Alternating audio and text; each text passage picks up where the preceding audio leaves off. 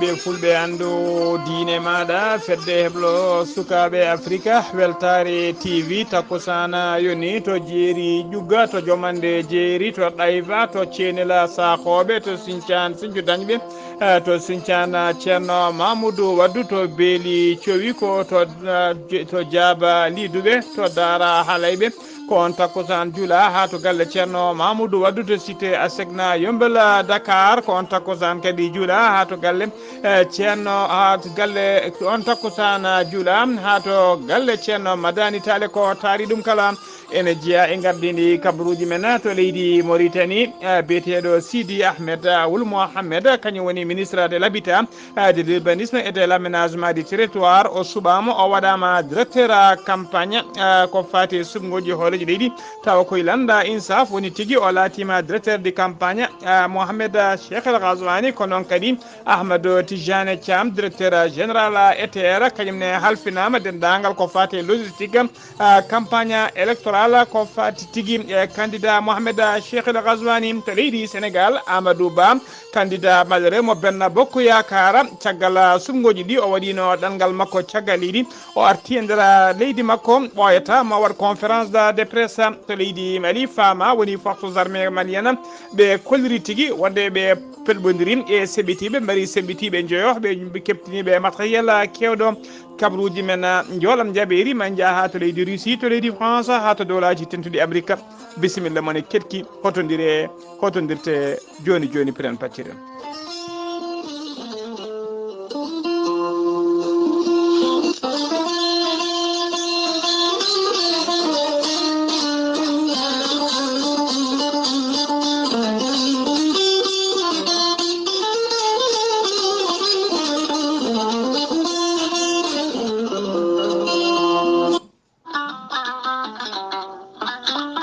kawis e kiileki gorelte ko haako moƴƴo iwru ko tokkordinnooro gorelte ko kawis wonande ɓen jogiiɓe yoga e ñabbuji kolliti jiitima heen koye mumena gorelte ko haako sa itti ko jamireɗa a waɗi ndiyam nguldam aɗa yara aɗa yiito cellal ɓanndu maɗa gorelte ko haako iwata koto kordinnooro ari ko wallude e safrude ha moni kala yiito hen hoore muɗuma gorelte an jogiiɗo AVC cardiaque ƴiƴam dogata e ɗani mum ɓanndu jaaɗoru ɓanndu wuloru neɗɗo jogiiɗo sukara colexorol ha tenti kadi e on neɗɗo mo nangata taare kala gorelte ko kawis ɓolo tan woni e muɗuma sa jokkodiri e muma ma yiito hoore maɗa ha mbiya alhamdulillah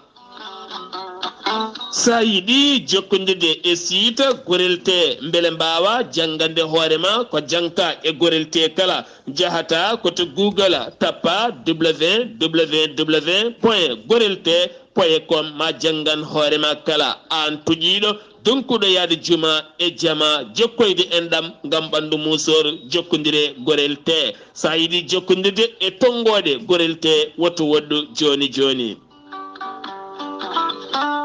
so tawi gonɗa koto leydi Côte d'Ivoire jokkodirta koye Hamidou Ba 00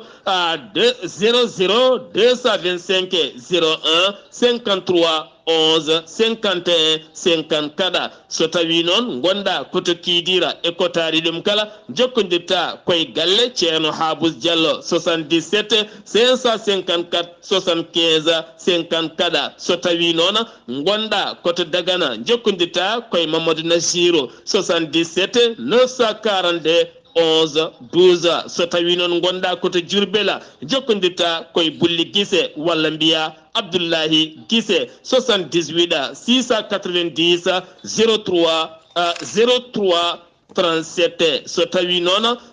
gonɗa koto Juude Guriki jokkodirta koye Gueddasi 77 267 16 66 so tawi noon gonɗa koto leydi France jokkodirta koye Harouna Ngayda 06 50 99 64 43 musidɓe tedduɓe gorelte e jeese men dañen hen jama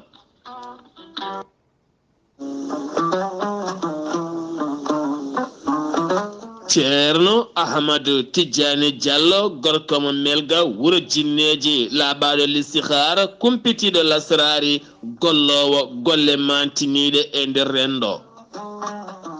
ceerno ahmadou tidiane diallo gorko mo melga wuro jinneji jabanaɗo kuɗol guittowo humre gila to dewle e ɗannugal kayitaji ha e golle kala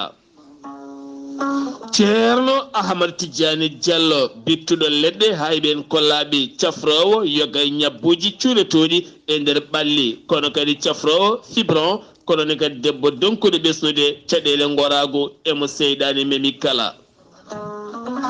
ceerno ahmad tidiane diallo holto tawete hande o wo tawete koto paris lamorgo leydi france sa yiɗi jokkodirde laaɓaɗo kuɗol kumpiteɗo lasrari yanke kumpiteɗo listihara jokkodire e tongode makko sa yiɗi jokkodirde e tongode ceerno ahmad tidiane diallo gorko mo melga wuuro jinneji mbatta ko 00 336 04 04 66 27 ko tongode makko leydi france ene waɗi whatsapp musidɗo makko giɗo makko ene tawe to dakar lamorgo leydi sénégal ene wiye ceerno abdoullahi diallo sa jokkodire on mbatta ko 00 221 77 714 94 15 musidɗo makko giɗo makko ceerno ahmadou dia jiyade to leeraɓe taweteɗo toon to dagana ha to rosso bas on noon sa yiɗi jokkodirde mum mbatta ko 77 537 79 28 musidɗo makko miñi ko giɗo makko ene tawe to noksoɗa lamorgo leydi mauritanie woni ceerno siré diallo sa jokkodire makko kanko ceerno ahmad tidiane diallo gorko melga wuuro jinneji mawrokke tongode ona musidɓe tedduɓe laaɓaɗo listihar kumpitiɗo lasrari e dow moɗona kettode kaburuji mon e demgal pulaar Afrique, Asie, Europe, Amérique, Moyen-Orient, Océanie. Jam nyalle mon musidɓe tedduɓe ɗen gone talata 14 lewru duujal woni me hitande ujunnaji ɗiɗi e nogas nayyi habaruji mon e demgal pulaar e sawta he ko musidɗo mon sehil mon Ghali Abouba to karallagal ha mbawon yiiden to banggue nate e ɓosoje ko miñi men sehil men Saydou Abouba habaruji men e demgal pulaar ko leydi Mauritanie pudorɗen altine hanki o 13 duujal hitande ujunnaji ɗiɗi e nogas nayyi joɗima jonde jagorɗe yeeso teddugal walla yeeso hoorejo leydi ndi hono Mohamed Cheikh El Ghazouani e nder jonde he noon nomination ngaji kewɗi mbaɗama hen ha tenti noon e nder ɗeɗo ministére uji nayyi to ministére de la santé cabinet du ministre taw ko inspection interne inspecteur Cheikh Bettar Segma taw ko docteur en pharmacien o docteur waɗa docteur en pharmacien o lomti e poste he noon ko biteɗo Khaled Wula Abidina Sidi to tawi koto ministére du pétrole administration centrale directeur du suivi environnemental ko biteɗo Ahmedou Wula Moulay so tawi koto ministére des mines du pétrole hono biteɗo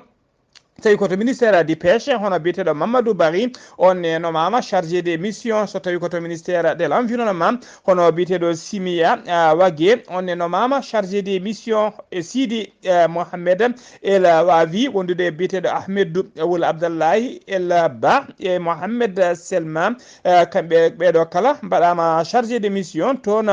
to ministére to nomination ngaji kewɗi goɗɗi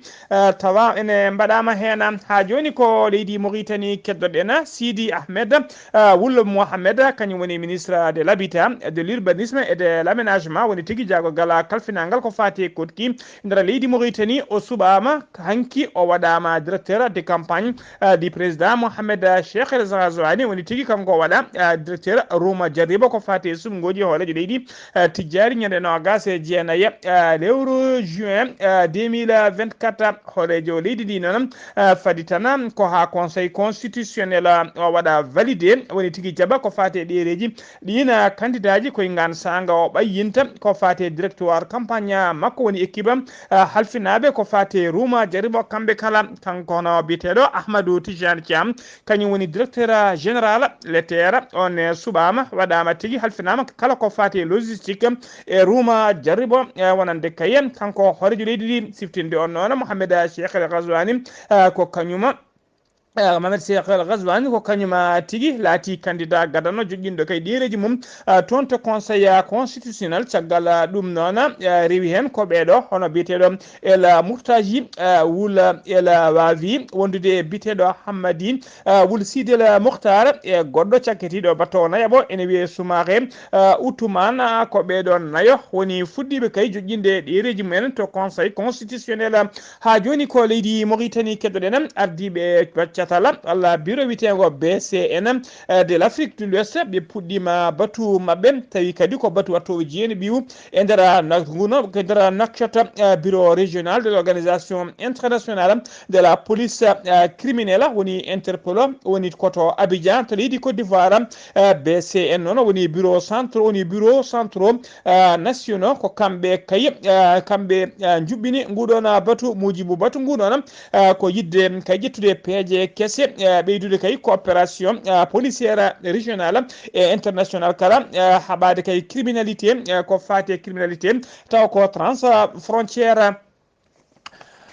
BCN Interpol noon ko sappo e jeegom leydi e nder Afrique de l'Ouest kañumena ndendi nde ɗon fedde ko biyeteɗo Jarba Baba Oumar kañum woni cikko hoorejo ngal ɗon catala ina tawtara batu ngu ko noon kadi hono directeur général adjoint de sûreté nationale mo leydi Mauritanie biyeteɗo Mohamed Vala Wultalet kañume hoore mum tawtorama nguɗon batu o haali noon golle ko fati kay golle ko fati Interpol o wi noon organisation internationale ɓurɗo mawnude kay e nder aduna kala ko oɗon biteɗo Interpol kongol noon woni tigui kongol ɗo noon woni lawol garwanigol ko batu BCN woni bureau centraux nationaux koɓe jooɗo tigui batu mabɓe arwanigo tawa kay wona e nder Abidjan to siège mabɓe ko ngol laati lawol garwanigol tawa ɗum waɗi koto nder Nouakchott lamorgo leydi Mauritanie ha joni ko leydi Mauritanie keddoɗen landaji jeegom e coalition ngaji dawrugol taw ko lundiyankoɓe koliri tigui gondi koye Birane da Wula Abeydi e sungoji hoorejo leydi tijjari kay en 2020 juin 2024 ko ñande aleta ɓennuɗo sappo e ɗiɗi lewru dujal ɓe joddi batu mabɓe to siège ira taw koto ilo kam yumbin noon batu ngu ko ɓeɗo hono coalition vivre ensemble e gardugol ba Mamadou Moustapha CVE FPC DKLM e MEJD MDC e Mauritanie Tampi Feliti e groupe Ladji Traoré e les indépendants e woɗɓe kamɓe tigui ndenti kamɓe kala ɓe kolori wonde kay nder batu he kamɓe kala ɓe goni ko caggal Birane Daoud Abeydi e sungoji tijjari en juin 2024 ha joni ko leydi Mauritanie keddoɗen leydi Mauritanie tawi sunare mawde no fewi guila alet sappo e ɗiɗi lewru dujala hitande ujunnaje ɗiɗi e nogas e nayyi jaltugol aduna jaltugol aduna gando mawɗo no fewi wittiyanke tawa kadi ko windiyanke bawɗo sariya bawɗo kadi laaɓaɗo sira nelaɗo men sallllahu alayhi wa sallam biyetenoɗo tawi ko biyetenoɗo Mohamed Yahya wula Sidi Ahmed o yaltiri aduna ko duuɓi capanɗe jeetati e duuɓi jeeɗiɗi o muuli defte kewɗe no fewi ko fati kay e gurdama nelaɗo men Mohamed sallllahu alayhi wa sallam e ko fati kay e diine islam o kadi o waɗi bibliothèque mawɗo no fewi di patrimoine islamique e nder leydi Mauritanie o ardima noon duuɓi kewɗi ko fati programme ɓayinagol biographie woni tigui ko fati e gurdam nulaɗo men sallllahu alayhi wa sallam e to télévision biteɗo Ela Mahadara e to radio Mauritanie kala eɗen mbiyatande Allah yurmotomo yafomo harnamal janna kanko e dendagal mayɓe julɓe kala ha joni ko leydi Mauritanie keddoɗen député ji ɗiɗi kolliri taw ko lundiyankoɓe ɓe kolliri tigui wonde ɓe gondi koye candidat biteɗo Outouma Soumaré ɗiɗo kala noon jeeya koye Landa Frida ɓen goni hono Kadiata Malik Diallo e biteɗo Yahya Louto landa frid noon kañumena gembi ko biteɗo ide wula mohammedena wona kamɓe ɗiɗo tan noon kolliri tigui jantoyi e on biteɗo utumu soumare déclaration noon déclaration sifaɗo o noon ene tawe hen ardiɓe landa witeka RDP woni rassemblement des démocrates progressiste e landa witeka PMIF e landa witeka AFCD yantude e ɗiɗo député ji ɗiɗi ɗi kalɗen ko kamɓe kala ciifi oɗon kayit kay hollirde wonde kamɓe kala noon ɓe tawtoyi ona biteɗo kay ɓe tawtoyi biteɗo utuma soumare ɗum noon ko ñande 13 ñalawma hanki o 13 lewru dujala woni me ɓe ciifi oɗon kayita ha joni kabaruji men ɗemgal pulara sen nummima to leydi Mauritanie ko to leydi Sénégal paɗen to gar routiére mo kera Massar ko yurmini waɗi toon ko sagata gorko goto jaro duuɓi hakkude duuɓi capanɗe tati pawɗi seeɗa duuɓi capanɗe nayyi jahannoɗo lawol mum tan kañum filti fukki e leydi ko ɗon hawri e radial to gara Ndiaga Ndiaye mo kera Massara ɗum wonno ko ñande jamma aset ene wiyata aletta ɓennuɗo sanga 21 heures woni ni 9 heures jamma o yani noon komo wakki sak makko adon gueɗe makko taw ko gueɗe makko keeriɗe goni hen gendarmerie des brigades territoriales 46e département notitima hen ɓe udditi hen enquête caggal kayde ɓe mbanno constat mabɓe mayɗo o noon andaka taw hooli kanko saabu kay hay morso kayit goto tawaka e makko kadi hay téléphone portable goskiki noon nawama to morgo légal to hôpital walla dispensaire légal Kera Massara eɗen ciftina tan yimɓe kala jaaho hay sinno kay ko photocopie kayit mum jibinande walla carte d'identité mum walla kayit bawɗo wonde kala walla binda hen hayso ko numéro téléphone goto e galle mon mbaɗa e poste maɗa walla piɓa ɗum e misor maɗa walla e wudere maɗa ha tengti noon e yahoɓe e nokkuji ɗi ganda kam ha joni ko leydi Sénégal keddoɗen jen ha to wawde ko wuuro tawtego e nder département mo Kanel e oɗo saaha noon wawde naaɓe kay en mbawi humtude dammiri mumen en mbawi kadi onude beyi mumen caggal kay nde teeɓa on gujjo taw ko dartonoɗe kala saaha wujjude beyi on gujjo noon o furlono tigui walla mbiyan o faltino ko beyi jeetati yino faltide men o nawi nder galle goto tawi kadi mo yeeto o ene tawe toon ko ɗon tigui gendarme ɓe juukimo toon nanguiɓe kamɓe ɗiɗo kala e oɗo saaha joni eɓe tawe juuɗe gendarmerie en mbadi garde à vue ɓoyataɓe ɓennine yeeso procureur ha joni ko leydi Sénégal keddoɗen Amadou Ba ko candidat Benno Bokk Yakar e sumgoji ɓenniɗi ko kanko ɗaftodiranno e Bassirou Diomaye Faye Allah rokkuno polko noon ko Bassirou Diomaye Faye on noon kanko Amadou Ba o heeɓino 35% caggal sumgoji ɗi noon kanko Amadou Ba ko ɗanninoɗo to caggal leydi o arti altine hanki o kikiɗe e nder Dakar e nder yontere he noon ene ɗamina tigui ma wat ko wiyete conférence de presse makko o huccitore jaydiyankoɓe ko fati kay e janggo makko woni avenir makko politique woni tigui janggo makko dawrugol ko goto noon e ɓattiɓe mo hono biteɗo Papa Amadou Sarr kañuma ɓayini onon habaru ha joni ko leydi Sénégal keddoɗen talata hande 14 dujala 2024 général Biram Dioba ministre des forces armées mo leydi Sénégal o joƴƴini woni o waɗi installé le haut commandant kesso de la gendarmerie woni mawɗo gendarme ɓe leydi Sénégal no didonno hono général de division Martin Faye ko kanko noon lomti général Moussa Fall cérémonie o no waɗi koto quartier Samba Djeri Diallo mo Dakar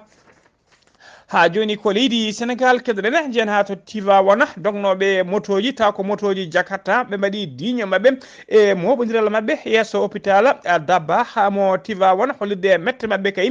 caggal nde goto e mabɓe biyetenoɗo MAK Gueye bannoɗo accident circulation ene tampuno entiri e nder hôpital he hawri ela jalti aduna hawri ela jala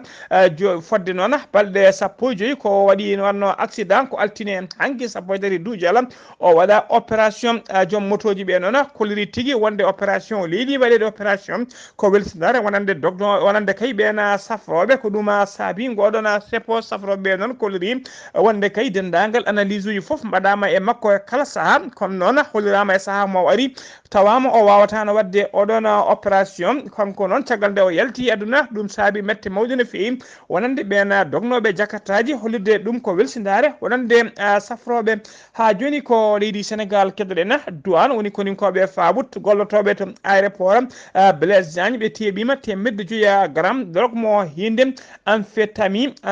ɓe nangi ɗum noon koye koli express e nder enquête he noon yimɓe nayo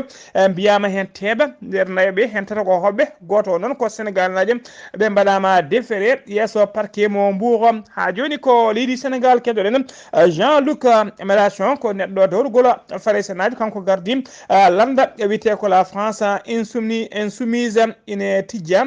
jillu mum e nder Dakar ñalawma hande o 14 ha ñande 17 lewru men hitande ujunnaji 2024 ko Ousmane Sonko noon gardinoɗo landa Pastef tawi kadi kañum woni hoore jagorɗe leydi Sénégal e oɗo saaha joni kañum bismimo nder leydi Sénégal kanko Jean-Luc Mélenchon noon orta goto Omar Day sete timmuɗo no fewi Omar c'était mujibu invitation walla jillu ngu ko yidde kay ɓeydude jokkodiral moƴƴal hakkude kaɗo landa Pastef e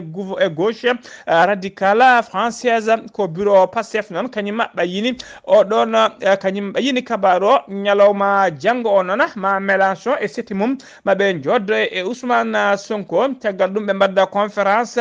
publique ñande 16 lewru men e étudiant to université Cheikh Anta Diop ko fati kay e avenir woni janggo hakkude jokkodiral dongre Afrique e dongre Europe ha joni kabaruji men demgal pulaar sen nummima to leydi Sénégal koto leydi Mali paadena fama woni forces armées maliennes ɓe kolliri tigui saha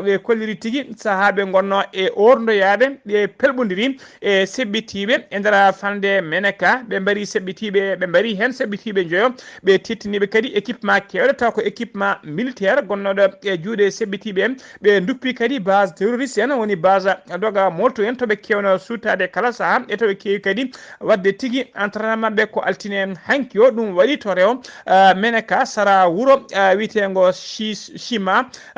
noon ene tawe 60 kilométre hakkude muma e Menaka ha joni ko leydi Mali keddoɗen fama woni forces armées maliennes ɓe kolliri talata hande 14 Diala wonde ɓe jiiti fedde taw ko fedde joguitiɓe joɗinoɓe batu mumen batu ngu noon ko kilométre uji 10 to banggue rewo ɓaƴo funnague wuuro witego Nuhum Pel e nder fande Diafraɓe ɗum wonno ko ñande 11 lewru mai 2024 ɓe mbari sebbitiɓe hewɓe no fewi koto cercle dire padena sagataɓe joguitiɓe jeeyaɓe groupe armé terroriste jinnoɓe tigui wadde jinnoɓe kay chabode walla bonnude bague taw ko bague fluvial mo fama reeni to wuuro Dirpe e nder région mo Tombouctou ɓe iɗi noon ko way aynade kay yande poste gendarme wuuro ngo ɓe ayni to noon obiji eɓe mbiya kay ɓe aynima toon obiji ɓe aynima toon obiji e piyanɗe gurɗe no fewi ɗum noon ko talata hande 14 lewru mai hitande ujunnaje 2024 sanga 3 heures du matin woni tigui ko adi salatu seeɗa dariɓe ɓe noon dartima no doole mumen ponno ha mbawi riwtude kamɓe seɓetiɓe haɓe jatiri ɓawo hay goto noon wasani hen fittade mum hono no holli kay bilan ɓen witeɓe fama woni forces armées malienne khabruji men demgal pular khabruji men jolam jabiri ko to leydi Russie paadena Vladimir Poutine ko horejo leydi Russie mo tijja tigui jillu makko to Chine ñande alkamisa e aljuma paado ko Xi Jinping horejo leydi Chine kañuma bismimo toon taw ko jillu ceylagal jillu gollal ngu balle ɗiɗi woni ñande 16 e ñande 17 koto leydi France paaden talata hande o policier ji ɗiɗi taw ko yer policier ji renanoɓe sokaɓe woni agent pénitentiaire mbarama sara mbarama ɓe mbarama noon ɓe mbara ko sara poste de péage biteɗo Intercarville Dencarville ɓe gonno tigui koye nder oto mabɓe mo hinde fuguneta eɓe jolluno détenu goto woni goto e ñawateɓe ɓe ndenduno on tigui ɓe jolluno ɓe pella noon ɓe pella ko hakkude wuuro witego Rouen e to wiyete Évreux police ji ɗiɗi mbiɗen wasi hen pittali men police ji tati goɗɗi mbarmi hen moɓe jolluno o noon woni tigui détenu o heeɓi fattange dogde waɗa boniɓe ɓe noon gari koye autoji ɗiɗi hen auto goto noon yitama ine duppa tigui ha wonti laalagal e oɗo saaha joni fodde temedde ɗiɗi gendarme woni tigui halfinaɓe ko fate yiiladeɓe koto dawlaji tentuɗi Amérique Amérique paade nan laamu dowlaji tedduɗi Amérique ɓe kolliri tigi koɓe ɓeydoɓe taxe uji ko fati e douane taxe uji douane ko fati kay e produit ji ummotoɗi to leydi Chine ɓe joofi feɗendu noon